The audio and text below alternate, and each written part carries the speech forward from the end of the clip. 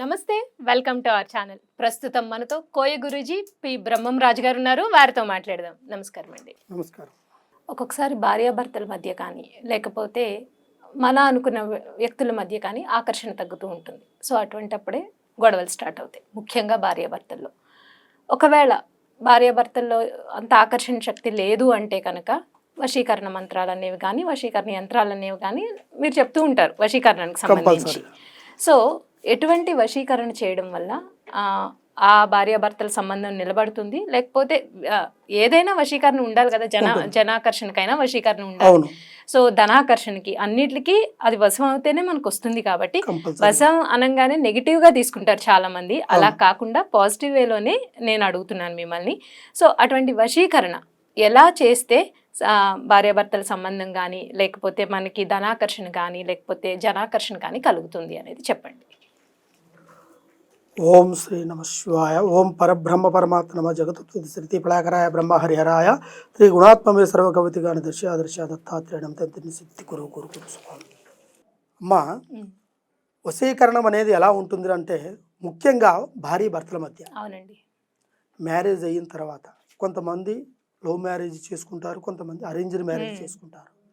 వీళ్ళిద్దరు దాంట్లో ముఖ్యంగా దాంపత్య సంకల్పం సంతోషంగా ఉన్నంత వరకు ఏ ఇబ్బంది ఉండదండి.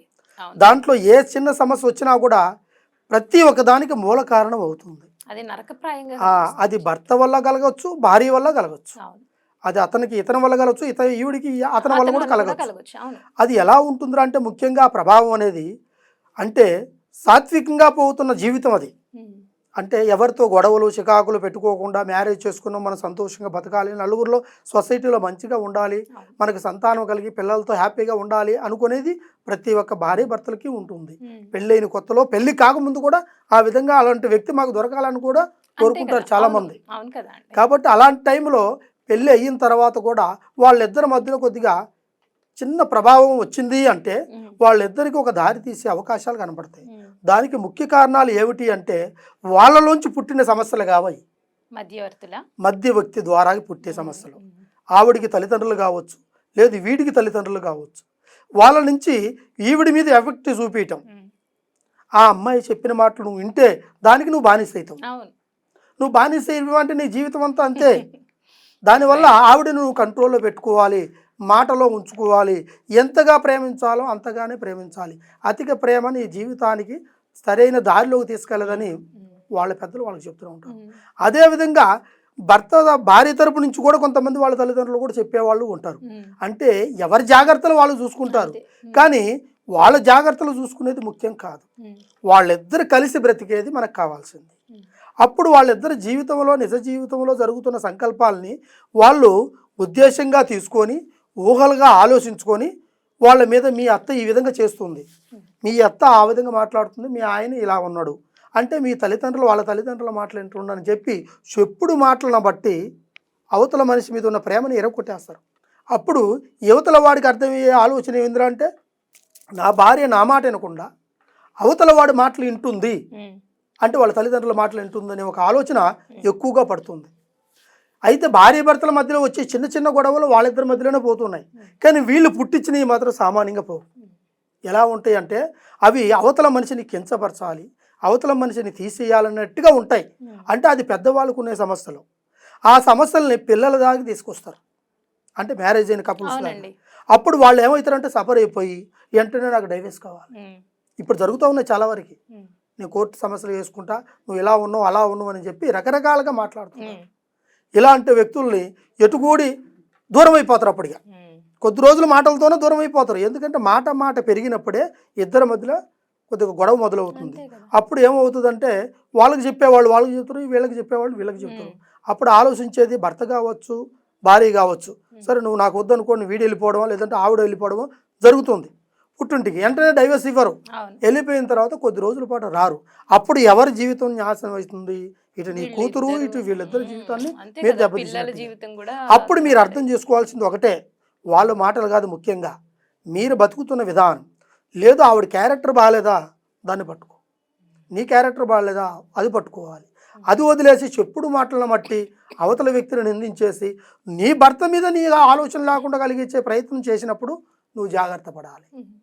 అప్పుడు కొంతమంది దూరం అయిపోతారు కదా, వాళ్ళ ప్రేమాభిమానానికి దూరం అవుతారు, వైవాహిక జీవితం దూరం అయిపోతుంది, మానసికంగా నలిగిపోతుంటారు.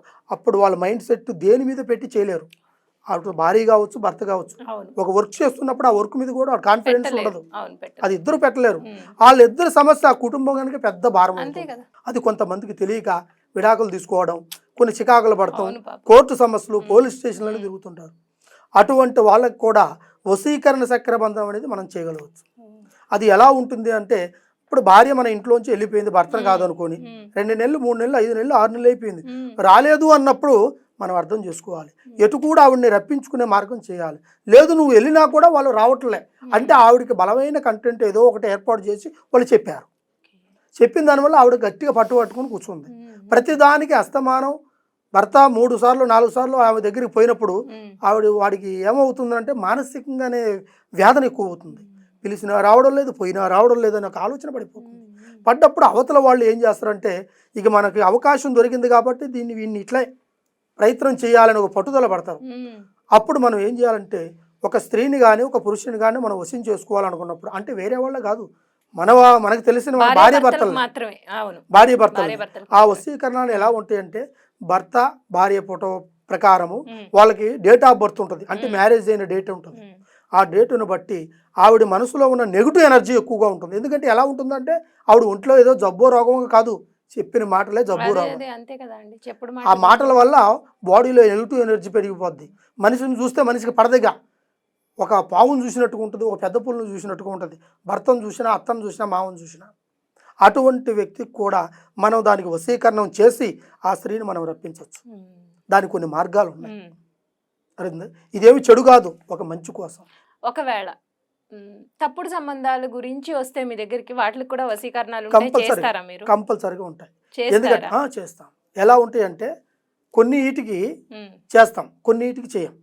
ఇద్దరు ఇష్టపడతారు, వాళ్ళకి చేస్తాం. ఒకరు ఇష్టపడి ఒకరు ఇష్టపడిన దానికి మనం అది చేయలేం.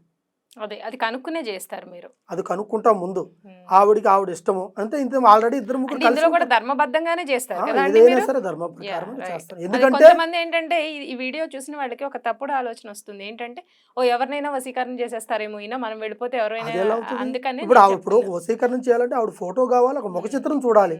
చేయకోకుండా ఎలా చేస్తావు? అలా చేయలేము. నీకు ఆ ఫోటో ఉండాలి. తర్వాత వాళ్ళిద్దరూ, వాళ్ళకి ఆల్రెడీ పరిచయమే ఉండాలి. అది భార్యాభర్తలు కానీ ఏదైనా ఒక భార్యాభర్తలు కావచ్చు, ఒక లవర్స్ కావచ్చు, వాళ్ళిద్దరికి ఇష్టంగా ఉంటేనే. ఇష్టంగా లేకుండా ఎలా చేస్తాం? అది ఇద్దరికి ఇష్టం లేకపోతే ఎలా చేస్తామండి? ఇప్పుడు దారిని పోయే వాళ్ళందరూ కావాలనుకుంటే అది ఎంతవరకు ఉంటుంది అంటే, అది నేను ఇందాక చెప్పాను, ఊహల్లో ఉండేవాళ్ళు ఎక్కువగా ఉంటారు.